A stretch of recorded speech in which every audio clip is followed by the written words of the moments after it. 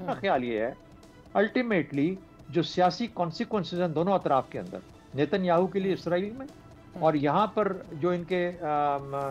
Iran के अंदर जो इनकी रजीम है, ये जो लोग हैं ये अपनी जब सियासी कीमत को मेजर करेंगे चंद दिनों की और एक्सचेंज के बाद, तो फिर देखेंगे कि बात कहाँ बनती है। जाहिर है कि उसका ताल्लुक किस चीज़ से होगा कि जंगी तौर पर वो मुल्क कैसा करता नजर आ रहा है। अगर ईरान कमज़ोर होगा तो फिर इसराइली रजीम ईरानी रजीम कोशिश करेगी कि वो किसी तरीके से कोई बातचीत का जरिया और बात को ख़त्म किया जाए, और उसमें फिर कीमत ज़्यादा अदा करनी पड़ती है, चाहे वो अमेरिका के साथ बातचीत में हो या किसी और जगह पे। जो इसराइल वाले हैं वो ये देखेंगे, और अगर ये सह गए और मिसाइल मारते रहे इसी तरीके से 4-5-6 दिन और, तो मुझे यूँ लगता है कि जैसे इसराइल के ऊपर इसका दबाव बहुत ज़्यादा बढ़ जाएगा। इंटरनल वहाँ पे मामला ज़्यादा भड़क सकते हैं, खासतौर पर ऑलरेडी गाजा का प्रेशर वहाँ पे मौजूद है इंटरनली डोमेस्टिक लेवल के ऊपर। फिर ये मल्टीप्लाई जब हो जाएगा तो फिर मेरा ख्याल है वहाँ पे सियासी सिचुएशन को देखते हुए फिर वो भी ये कोशिश करेंगे कि जंग किसी तरीके से बंद हो जाए, लेकिन एक बहुत बड़ा फेलियर होगा नेतन्याहू के लिए अगर वो अपने मकासद को